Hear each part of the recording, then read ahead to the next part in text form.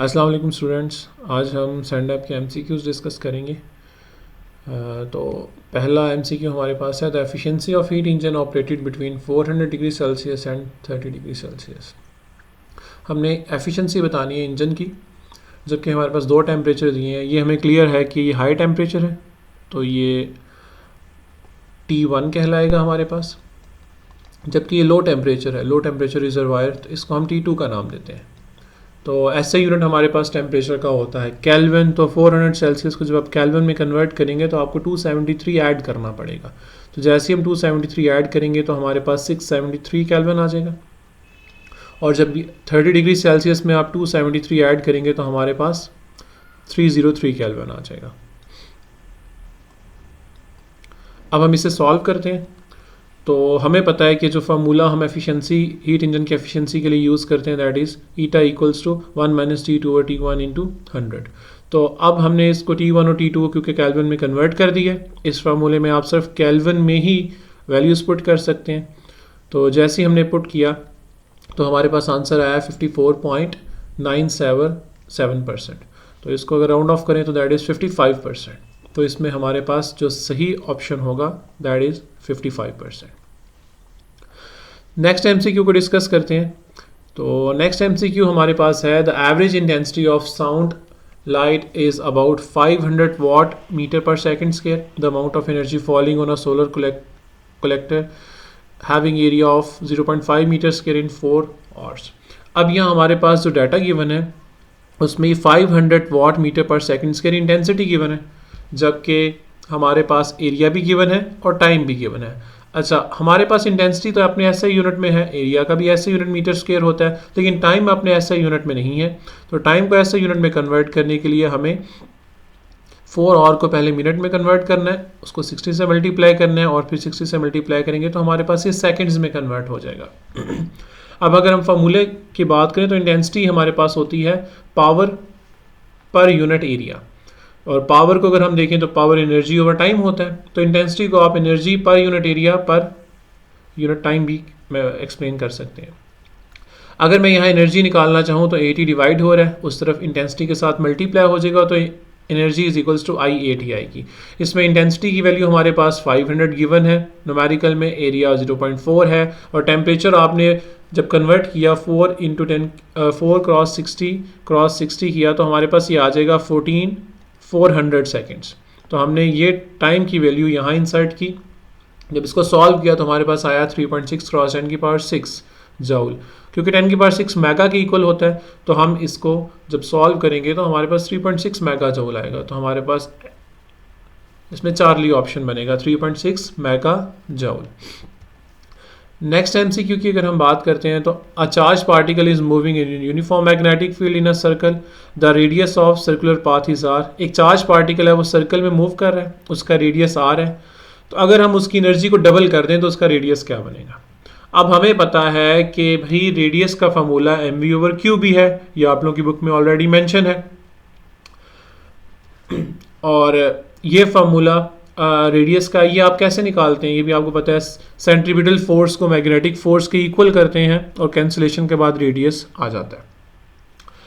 अब जब हम बात करते हैं रेडियस और एनर्जी का रिलेशन निकालना है, बिकॉज उसने कहा कि रेडियस आर है, जबकि आप एनर्जी को डबल करें तो रेडियस और एनर्जी के रिलेशन के लिए हम अगर काइनेटिक एनर्जी की बात करें तो हमें पता है एनर्जी का फॉर्मूला हमारे पास क्या होता है, energy equals to half mv²।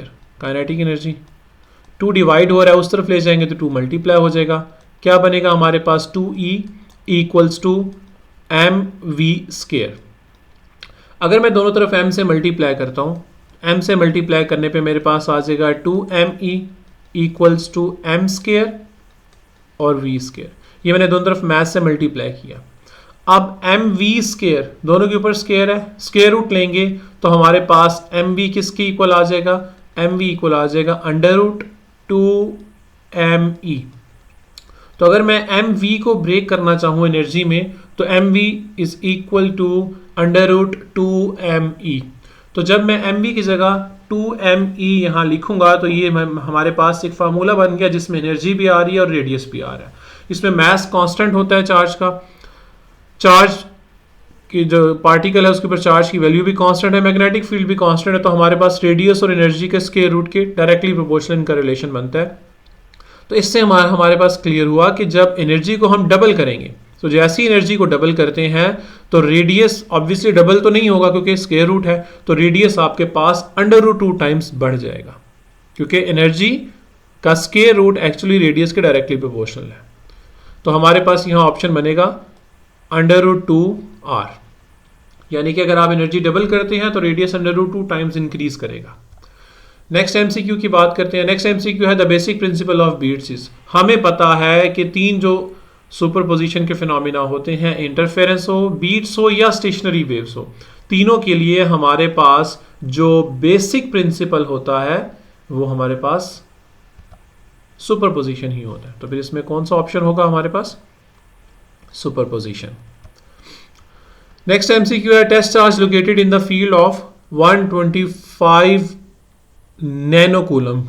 ये चार्ज है हमारे पास, अब नैनो है, नैनो को रिमूव करेंगे क्योंकि ऐसा यूनिट तो कूलम होता है, तो 125 क्रॉस 10 की पावर -9 कूलम आएगा, जबकि हमारे पास इसका पोजीशन वेक्टर मेंशन है और यहाँ हमने इसकी इलेक्ट्रिक फील्ड इंटेंसिटी फाइंड करनी है। अच्छा, अगर हम फार्मूला यूज करें तो इलेक्ट्रिक फील्ड इंटेंसिटी का फार्मूला होता है KQ/R²। वेक्टर फॉर्म लिखेंगे तो यहाँ एरो आएगा और यहाँ आपके पास यूनिट वेक्टर है ये। अब हमें ये पता है कि जब हम किसी वेक्टर की बात करें, लेट सपोज पोजीशन वेक्टर की बात करते हैं, तो भाई हमारे पास जो पोजीशन वेक्टर होता है वो बराबर होता है मैग्नीट्यूड और डायरेक्शन के। कोई भी वेक्टर इक्वल होता है मैग्नीट्यूड एंड डायरेक्शन के।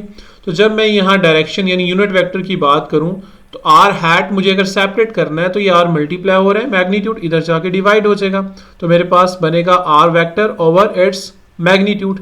तो क्या मैं यहाँ आर यूनिट वेक्टर को ब्रेक कर सकता हूँ वेक्टर ओवर इट्स मैग्नीट्यूड में? अब ये आर और ये आर स्क्वायर से मल्टीप्लाई होकर आर क्यूब बनेगा हमारे पास। तो इलेक्ट्रिक फील्ड इंटेंसिटी का फार्मूला बनेगा KQ/R³ और आगे ये वेक्टर है। ये हमारे पास जो वेक्टर गिवन है ये 3i + 4j, ये एक्चुअली पोजीशन वेक्टर है, तो इसलिए आपने इस यूनिट वेक्टर को आपने मेन पोजीशन वेक्टर में ब्रेक किया। अब जब मैं इसमें वैल्यूज इंसर्ट करूंगा, k की वैल्यू 9 × 10⁻9 है, चार्ज हमें पता है 125 नैनो कूलम है, तो नैनो की जगह 10⁻9, आर पोजीशन वेक्टर की जगह ये वैल्यू पुट कर दी और मैग्नीट्यूड।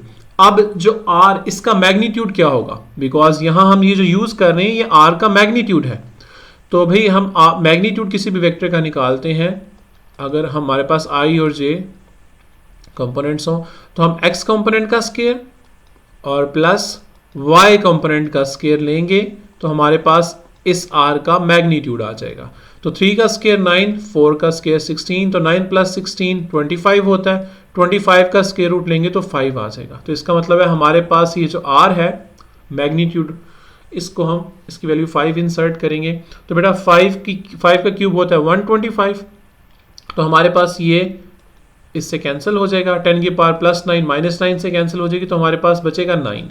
तो 9 को जब हम मल्टीप्लाई करेंगे 9 3 27 और 9 4 36, तो हमारे पास आंसर आएगा 27i + 36j। तो ये हमारे पास करेक्ट ऑप्शन होगा।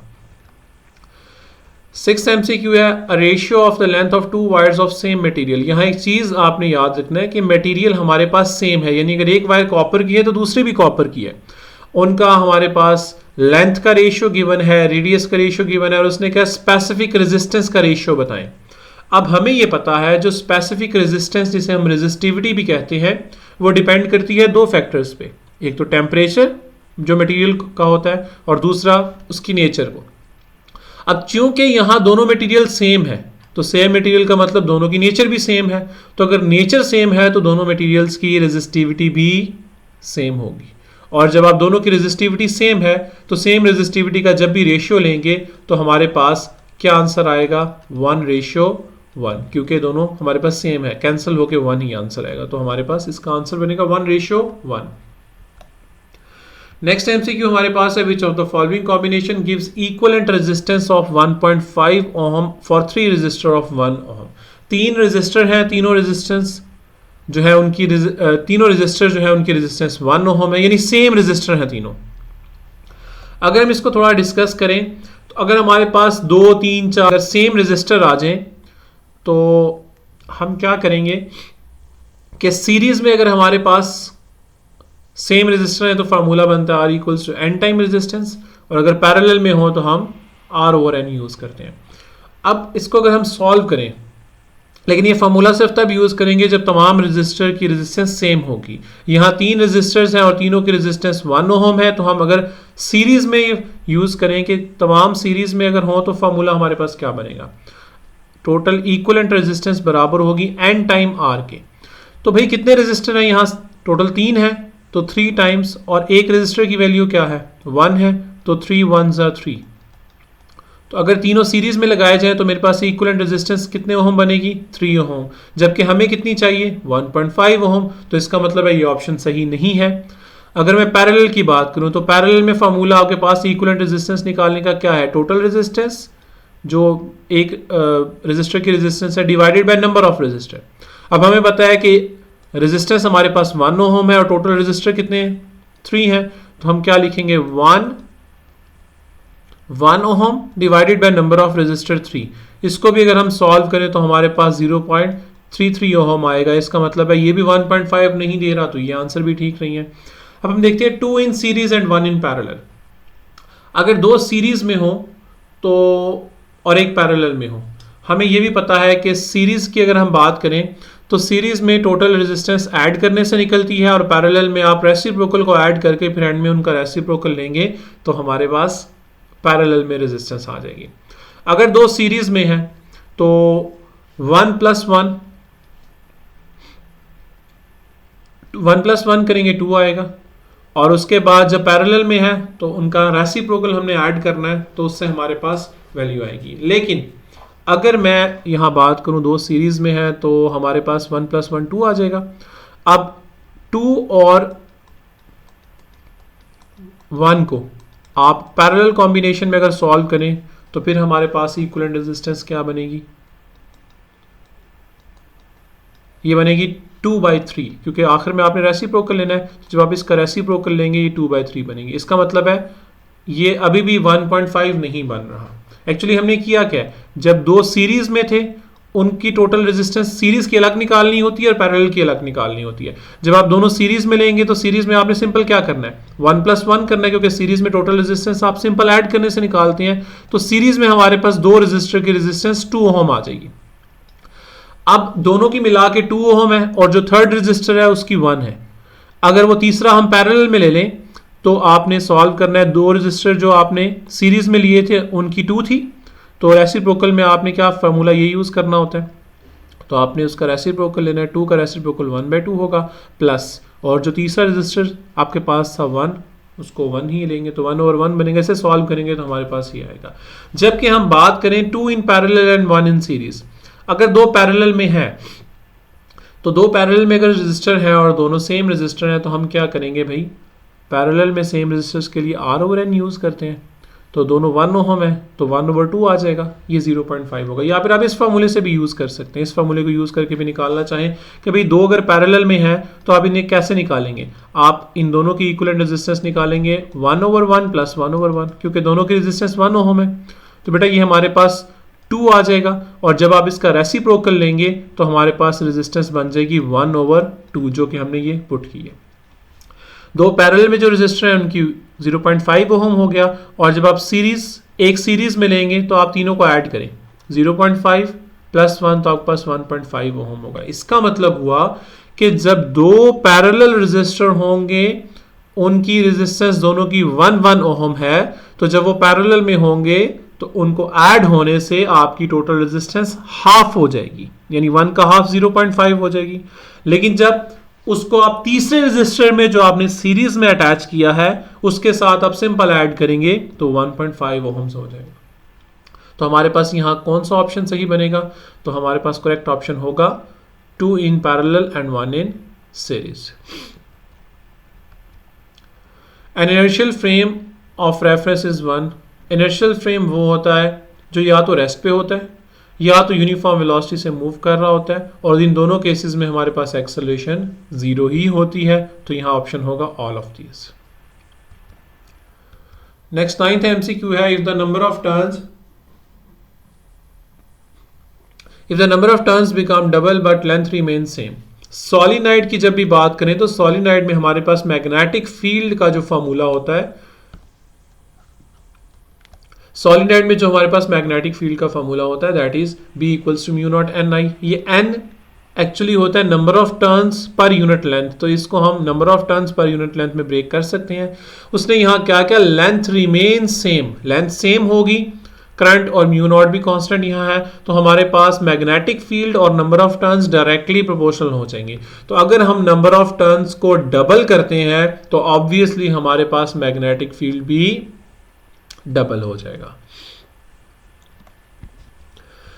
नेक्स्ट है, which of the following is correct when battery is being charged. वैसे तो हमारे पास ईएमएफ का फॉर्मूला होता है टर्मिनल पोटेंशियल प्लस IR के, लेकिन जब बैटरी चार्ज हो रही हो तो क्योंकि करंट की डायरेक्शन रिवर्स होती है तो हम करंट के लिए माइनस पुट करेंगे।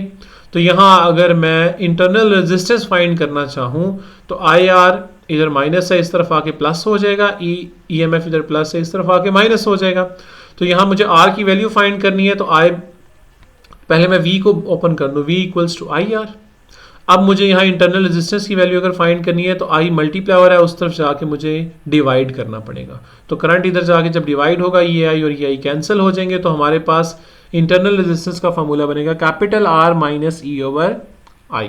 अब यहाँ हमारे पास थोड़ा साइन का डिफरेंस है, E over I minus R है, तो वैसे एक्चुअल हमारे पास फॉर्मूला बनेगा R minus E over I। क्योंकि यहाँ इन चारों में से कोई भी ऑप्शन नहीं है बन रहा, तो इसमें हम ग्रेस मार्क्स की बात करेंगे। ठीक है, नेक्स्ट है, if B is 3I plus 4J plus 6K is passing through surface area. ये हमारे पास एरिया है और ये मैग्नेटिक फील्ड है, I, J और K हैट की फॉर्म में दी है। उसने क्या, जो सरफेस एरिया है वो XZ प्लेन में है। तो हमें पता है कि जब हम मैग्नेटिक फ्लक्स की बात करते हैं तो मैग्नेटिक फ्लक्स में जो फार्मूला हमारे पास यूज होता है वो B डॉट A होता है। मैग्नेटिक फ्लक्स के लिए हम B डॉट A यूज करते हैं। इसमें जो हमारे पास A है, this is not area, this is actually area vector. और हमें यह भी पता है कि जो एरिया वेक्टर होता है वो एरिया के सरफेस के परपेंडिकुलर होता है। तो हम कहेंगे surface area lies in XZ plane. क्योंकि सरफेस एरिया XZ प्लेन में है तो ऑब्वियसली एरिया वेक्टर फिर XZ प्लेन के परपेंडिकुलर होगा, जो कि हमारे पास Y एक्सिस बनता है। तो area vector is along Y axis. तो अगर एरिया वेक्टर Y एक्सिस है, Y एक्सिस की डायरेक्शन के लिए हम यूनिट वेक्टर जो यूज करते हैं दैट इज J हैट। तो क्योंकि यहाँ सरफेस एरिया 5 मीटर स्क्वायर दिया है तो इसका एरिया वेक्टर क्या होगा, एरिया वेक्टर वो होता है जिसका मैग्नीट्यूड 5 ही हो लेकिन डायरेक्शन एरिया के परपेंडिकुलर हो। तो एरिया वेक्टर बनेगा 5 और डायरेक्शन परपेंडिकुलर XZ के जो होगी that is along Y axis, जो कि J हैट बनती है। तो हम फार्मूला यूज करेंगे B डॉट A। इसमें B की जगह हमने वेक्टर फॉर्म B की पुट की जो हमारे पास न्यूमेरिकल में गिवन है, क्वेश्चन में गिवन है, और डॉट और A की जगह 5J पुट किया। जब यहाँ सॉल्व करते हैं डॉट प्रोडक्ट को तो I डॉट J 0 आता है, J डॉट J 1 होता है, जबकि K डॉट J भी 0 होता है। तो हम इसमें 3I डॉट 5J लेंगे तो I डॉट J 0 और 4J डॉट 5J लेंगे तो J डॉट J 1 के इक्वल होगा, तो 5 4 20 आ जाएगा, जबकि K डॉट J भी 0 होगा। तो हमारे पास सही आंसर बनेगा 20 वेबर के इक्वल। नेक्स्ट है, nucleon exchange in nuclear reaction if a nucleus emit an alpha. जब न्यूक्लियस अल्फा पार्टिकल इमिट करेगा तो न्यूक्लियॉन नंबर में क्या बदलाव आएगा। हमें पता है कि कोई भी अगर पार्टिकल अल्फा पार्टिकल इमिट करता है तो अल्फा पार्टिकल में क्योंकि एटॉमिक नंबर 2 और मास नंबर 4 होता है, तो इसमें हमारे पास क्लियर है कि न्यूक्लियॉन नंबर 4 निकल जाएंगे उस पार्टिकल में से, क्योंकि वो अल्फा पार्टिकल ने ले लिए। वो अल्फा पार्टिकल्स के हिस्से में 4 न्यूक्लियॉन आ गए, तो हमारे पास जो अल्फा पार्टिकल एमिट होने के बाद पार्टिकल बचेगा उसमें 4 न्यूक्लियॉन कम होंगे। तो क्योंकि यहाँ डिक्रीज बाय अगर मैं 4 करूँ तो ये ऑप्शन बनता है, वरना क्योंकि इसमें चारों में ये मिसप्रिंट हुआ है, सही प्रिंट नहीं हुआ, तो हम इसमें ग्रेस मार्क्स की ही बात करेंगे। Neutron is made up of dash quarks. क्योंकि हमें पता है न्यूट्रॉन जो है वो हमारे पास मीजॉन्स होते हैं और मीजॉन्स हेड्रॉन्स होते हैं और ये क्वार्क्स से मिलकर बने होते हैं। न्यूट्रॉन एक्चुअली 3 क्वार्क्स से मिलकर बनते हैं। अब कौन से 3 क्वार्क्स अगर हम बात करें तो एक अप और 2 डाउन क्वार्क्स से मिलकर न्यूट्रॉन बनते हैं। तो हम कहेंगे इसमें कौन सा ऑप्शन होगा, 2 डाउन एंड 1 अप। तो हमारे पास सही ऑप्शन माना जाएगा। 14th है, if temperature of the stretch string is increased then frequency of stationary wave. हमें पता है कि टेम्परेचर जब भी हम इंक्रीज करते हैं तो हमारे पास लेंथ इंक्रीज होती है स्ट्रिंग की। तो स्ट्रिंग की फ्रीक्वेंसी का फॉर्मूला है स्ट्रेच स्ट्रिंग का NV/2 है। तो अगर मैं V वेलोसिटी की बात करूं तो इसमें velocity under root tension over mass per unit length के इक्वल होती है। तो अगर मैं V को ब्रेक करूं तो N/2L ऐसे ही आ जाएगा और V की जगह अंडर रूट T/M आएगा। इसमें एक बात क्लियर है कि फ्रीक्वेंसी टेंशन पे भी डिपेंड कर रही है, फ्रीक्वेंसी लेंथ पे भी डिपेंड कर रही है। तो क्योंकि टेम्परेचर जब हम इंक्रीज करते हैं तो उससे लेंथ जो होती है वो इंक्रीज होती है, जबकि टेंशन डिक्रीज हो जाती है।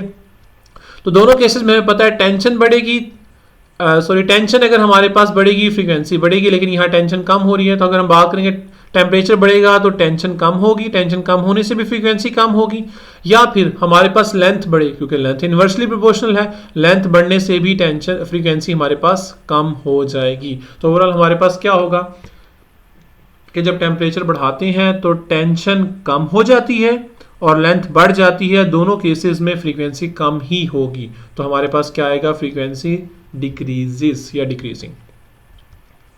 Which of the following is correct during expansion of gas? Gas जब भी एक्सपेंड करती है, अब ये एक्सपेंशन में आपने याद रखना है, एक्सपेंशन में वॉल्यूम हमेशा इंक्रीज करेगा। तो अगर मैं इनका ग्राफ ड्रॉ करूं, प्रेशर वॉल्यूम ग्राफ, तो हमारे पास आइसोथर्मल का ग्राफ इतना स्टीपर नहीं होता, जबकि जो एडियाबैटिक है उसका ग्राफ स्टीपर होता है।